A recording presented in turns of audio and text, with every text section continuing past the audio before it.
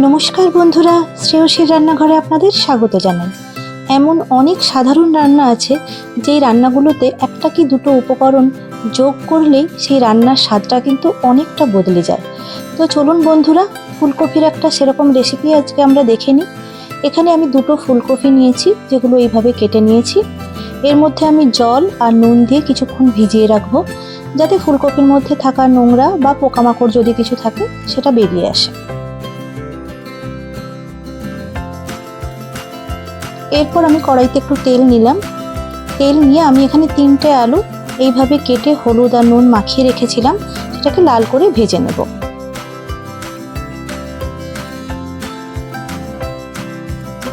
আলু ভাজা হয়ে গেলে আলুটা আমি তুলে নিলাম। এরপরে একইভাবে আমি ফুলকপিটাকে ধুয়ে ভালো করে পরিষ্কার করে ওর মধ্যে নুন আর হলুদ মাখিয়ে রেখেছিলাম, সেটাকেও ভেজে নেব।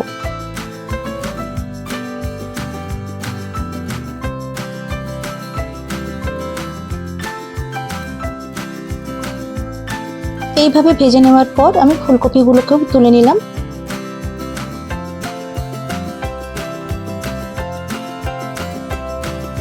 এরপর সামান্য আমি তেল একটু অ্যাড করব, দিয়ে এর মধ্যে পেঁয়াজ আর ক্যাপসিকাম যেভাবে আমরা চিলি চিকেনে কাটি সেইভাবে কেটে এর মধ্যে দিয়ে হালকা ভেজে নেব।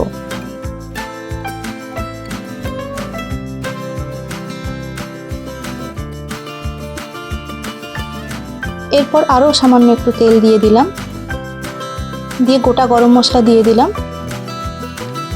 যারা একটু ঝাল খেতে চান তারা চাইলে এখানে কাঁচা লঙ্কাও দিতে পারেন। এরপরে গরম মশলা থেকে একটা সুন্দর গন্ধ বেরোলে আমি এখানে 3টে মিডিয়াম সাইজ পেঁয়াজ কেটে দিয়ে দিলাম। আমি কিন্তু পেঁয়াজটা খুব মিহি করে কেটেছি। এর মধ্যে সামান্য নুন দিয়ে দিলাম, যাতে পেঁয়াজটা তাড়াতাড়ি ভাজা হয়ে যায়।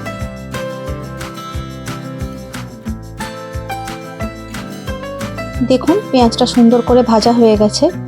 এর মধ্যে এরপর আমি আদা, রসুন আর কাঁচা লঙ্কাকে থেতো করে দিয়ে দিলাম, মানে গ্রেট করে দিয়ে দিলাম। আমি বাটা মশলা কিন্তু এখানে দিলাম না।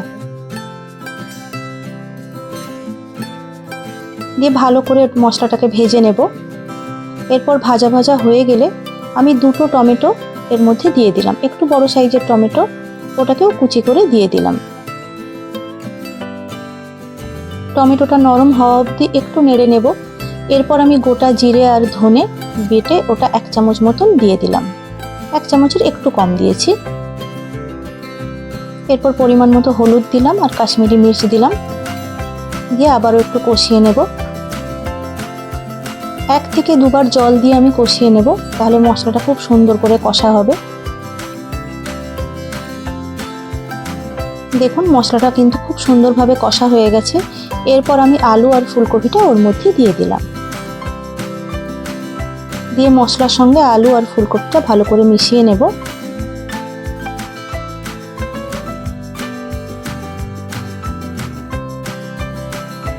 আমি নুন দিয়ে দিলাম পরিমাণ মতো, আর চিনির বদলে আমি এখানে গুড় দিলাম, আপনারা চাইলে চিনি দিতে পারেন।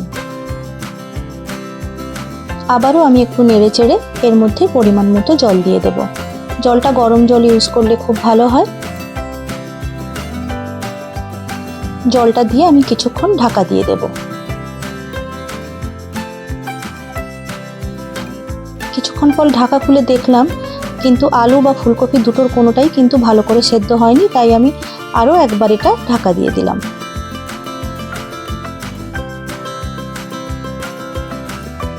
এবারে মোটামুটি আলু আর ফুলকপিটা সেদ্ধ হয়ে গেছে, আর জলটাও কিছুটা শুকিয়ে গেছে। এরপরে আমি কাসুরি মেথি দিলাম, এটা একটু শুকনো খোলায় ভেজে নিয়েছিলাম, আর গরম মশলার গুঁড়ো দিয়ে দিলাম।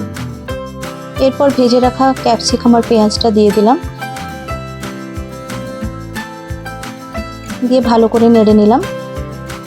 এবং সবশেষে একটু ধনেপাতা কুচিয়ে দিলেই অপূর্ব স্বাদের হয় খেতে এই রান্নাটা, গরম গরম ভাতের সঙ্গে। ব্যাস রেডি হয়ে গেল ফুলকপির এই সবজিটা।